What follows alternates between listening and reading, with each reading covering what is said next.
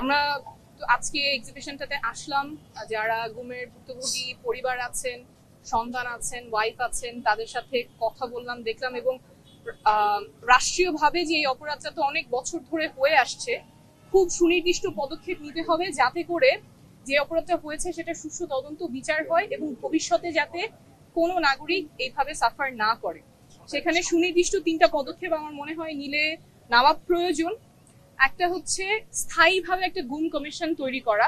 বর্তমানে যে গুম কমিশন আছে সেটার একটা মেয়াদ আছে, সীমিত মেয়াদে গুম কমিশন কাজ করছে, কিন্তু পার্মানেন্ট একটা গুম কমিশন করা প্রয়োজন, যারা প্রত্যেকটা গুমের কেস তদন্ত করবেন, একদম প্রত্যেকটা ধরে ধরে কিভাবে গুম হয়েছে, কেন হয়েছে, সেটার এখন ফাইনাল পরিণতি কি, বিচার থেকে শুরু করে সবকিছু এনশোর করবে। এবং এই গুম কমিশন কোনো টুথলেস গুম কমিশন যাতে না হয়, শুধুমাত্র ডকুমেন্ট করবে কিন্তু ডকুমেন্টেশনেরও আবার অ্যাক্সেস থাকবে না। সকল স্টেট রেকর্ডের যাতে ফুল অ্যাক্সেস থাকে, রাষ্ট্রের যত রেকর্ড তাদের তদন্তের জন্য প্রয়োজন, জানা প্রয়োজন, সেগুলোতে যাতে তাদের ফুল অ্যাক্সেস থাকে। যেসব কেন্দ্রে এই গুমের ভুক্তভোগীরা থাকতেন, রাখা হতো যাদেরকে, যেইভাবে যেখান থেকে যেখানে নেওয়া হতো, এই সকল ডিটেনশন ফ্যাসিলিটিসে তাদের অ্যাক্সেস থাকতে হবে এবং সিকিউরিটি এজেন্সির যে লগগুলো থাকে সেই লগে অ্যাক্সেস থাকতে হবে। তখন তারা সুষ্ঠুভাবে এই তদন্তগুলো করতে পারবেন। স্থায়ীভাবে একটা গুম কমিশন যেখানে স্টেটের যে রেকর্ডগুলো আছে, security records, logs, detention facilities, সেটার ফুল অ্যাক্সেস যাতে সেই পার্মানেন্ট কমিশনের থাকে।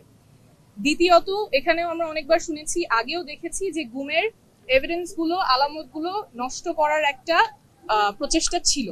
যেই এভিডেন্স গুলো নষ্ট হয়েছে বা সাপ্রেস হয়েছে, সেই এভিডেন্স গুলো কিভাবে রিকভার করা যায় সেটার জন্য সুনির্দিষ্ট টিম পদক্ষেপ নেওয়া প্রয়োজন।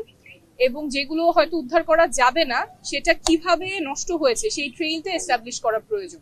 কোন কোন প্রতিষ্ঠান, কোন কোন মেকানিজমের মাধ্যমে এই গুমের আলামতগুলো নষ্ট হয়েছে বা অবস্ট্রাক্ট হয়েছে সেই প্যাটার্নটা উদ্ধার করার প্রয়োজন, যাতে 3 নম্বর যে পয়েন্টটা, আমরা যে সংস্কারের কথা বলছি, সেই সংস্কারে সুনির্দিষ্ট সংস্কার যেটা আসলেই আমাদের ভবিষ্যতে যাতে এরকম কোনো ঘটনা বাংলাদেশে না ঘটে, কোনো অপরাধ বাংলাদেশে না ঘটে, সেটা সুনিশ্চিত করবে।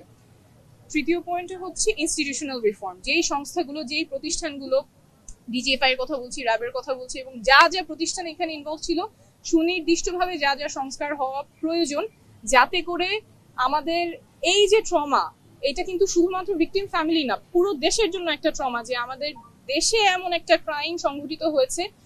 অনেকেই বলছেন পাশের বিল্ডিং এ যে এই ঘটনা হতো, এটা এটা চিন্তা করে ওনারা ঘুমাতে পারছেন না। সো এটা পুরো রাষ্ট্রের জন্যই প্রয়োজন, আমাদের ইনস্টিটিউশন গুলো যাতে ক্লিয়ার একটা লিগাল ফ্রেমওয়ার্কের মধ্যে আসে, একটা ওভারসাইট মেকানিজমের মধ্যে আসে, এবং রোলগুলো যাতে লিমিট খুব ক্লিয়ারলি আউটলাইন থাকে, যে তাদের ভূমিকা কি হবে, কতদূর পর্যন্ত হবে, রাষ্ট্রের নিরাপত্তা, নাগরিকের নিরাপত্তার জন্য কি কি ভূমিকা তারা পালন করবে সেটা ক্লিয়ারলি আউটলাইন থাকবে, এবং একটা অ্যাকাউন্টেবিলিটির মধ্যে এই সংস্থাগুলো আসবে।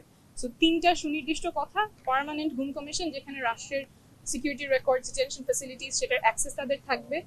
2 হচ্ছে যে আলামতগুলো নষ্ট হয়ে গেছে বা সাপ্রেস করা হয়েছে সেগুলো যাতে উদ্ধার করার ব্যবস্থা করা হয়, উদ্ধার না করা সম্ভব হলে কিভাবে নষ্ট হয়েছে সেই ট্রেলটা যাতে আবিষ্কার করা হয়, এবং সংস্থাগুলোর যাতে রিফর্ম হয়, যাতে বাংলাদেশ আসলেই আর কখনো এই গুমের সংস্কৃতিতে ফিরে যেতে না হয় এবং আর কোনো নাগরিক যাতে গুমের শিকার না হয়।